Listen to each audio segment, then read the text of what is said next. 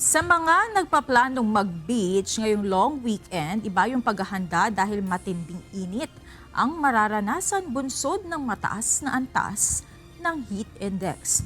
Ayon sa Pag-asa, ilang lugar sa bansa ang makararanas ng danger level ng heat index dahil sa easterlies o ang mainit na hangin mula sa Pacific Ocean.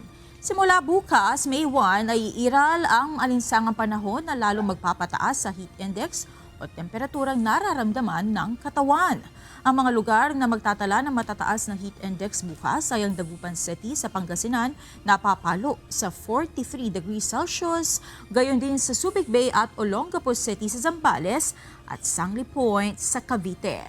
Samantala, ang mga lugar naman na makararanas ng 42 degrees Celsius ay ang Lawag City sa Ilocos Norte, Bacnotan sa La Union, San Jose sa Occidental Mindoro, Virac sa lalawigan ng Catanduanes, Masbate City, Dumangas sa Iloilo at Guian sa Eastern Samar.